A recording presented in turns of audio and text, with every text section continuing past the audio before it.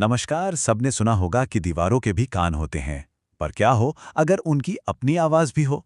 आज जिस कहानी की बात होगी वो इसी ख्याल को हकीकत में बदल देती है, और इसकी शुरुआत होती है एक घर से। तो कहानी की पहली लाइन ही मतलब एक अजीब सी फीलिंग दे देती है। एक ऐसा घर जो इतना सस्ता है कि खरीदने वाला एक बार भी नहीं पूछता कि भाई इसमें गड़बड़ क्या है।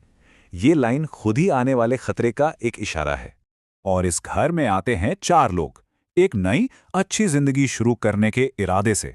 पर उन्हें क्या पता था कि ये घर उनकी नई शुरुआत नहीं, बल्कि एक भयानक अंत लिखने के लिए उनका इंतजार कर रहा था।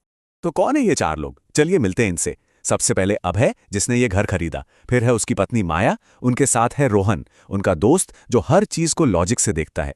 और आखिर में इला, माया की बहन, जो ज्यादा बोलती नहीं पर शायद महसूस सबसे ज्यादा करती है।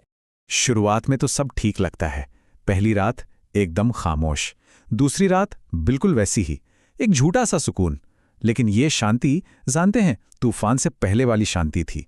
क्योंकि तीसरी रात तहखाने से एक आवाज आती है और सब कुछ बदल जाता है। ये कोई हवा की या पाइप की आवाज नहीं थी, नहीं, ये एक एक दबी हुई घुटी हुई पुकार थी। जैसे कोई दीवार के पीछे फंस गया हो और बोलने की कोशिश कर रहा हो। और जब उस आवाज ने साफ साफ अभय का नाम लिया, तब उन्हें समझ आया कि इस राज से पर्दा उठाना ही पड़ेगा। तो बहुत हिम्मत जुटाकर जब उन्होंने दीवार तोड़ी तो मन में 100 सवाल थे। क्या मिलेगा? कोई कंकाल, कोई खुफिया कमरा? पर जो मिला वो तो और भी अजीब था। दीवार के पीछे कुछ नहीं था, सिर्फ एक पुराना काला सा टेप रिकॉर्डर, बस।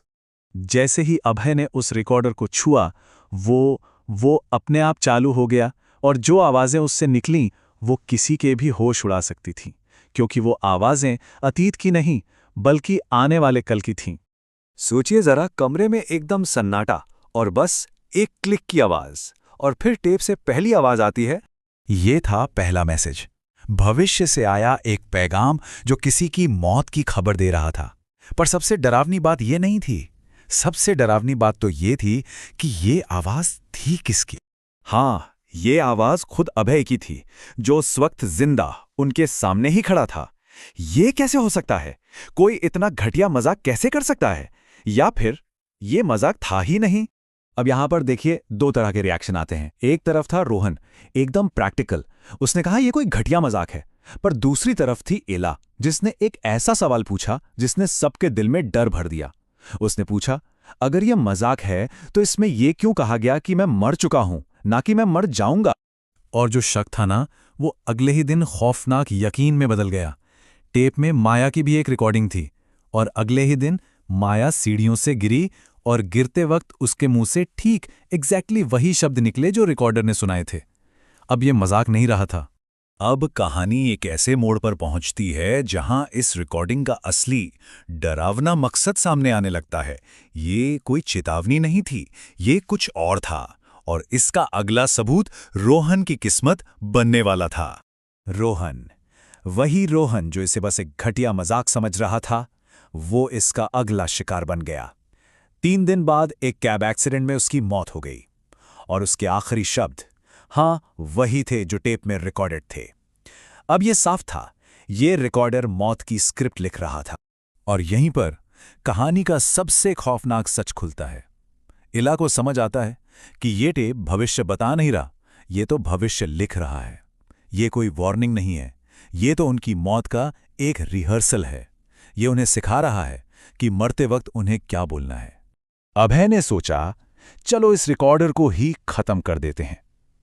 लेकिन जैसे ही उसने उसे तोड़ने की कोशिश की, एक और डरावनी हकीकत सामने आ गई। आवाज बंद नहीं हुई, बल्कि अब वो आवाज सिर्फ रिकॉर्डर से नहीं, घर की हर दीवार से आने लगी थी। वो घर में कैद हो चुके थे, और पूरा घर ही अब वो रिकॉर्डर बन चुका था। कहानी अब अपने क्लाइमैक्स पर है, और इला को आखिरकार ये पता चल जाता है कि उन्होंने अनजाने में किस बला को जगा दिया है। यहां ये राज खुलता है कि तहखाने में कोई भूत या आत्मा नहीं थी, वहां एक आवाज दफन थी। सोचिए, सिर्फ एक आवाज, एक ऐसी शक्ति जिसे जिंदा रहने के लिए शरीर नहीं, सिर्फ शब्द चाहिए।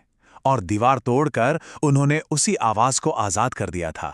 अगली सुबह जब पुलिस पहुंचती है तो घर खाली मिलता है। अभय, इला सब गायब।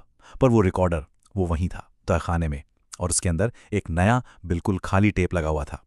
उस नए टेप पर किसी और का नहीं, बल्कि उसका नाम लिखा था, जो इस कहानी को सुन रहा है।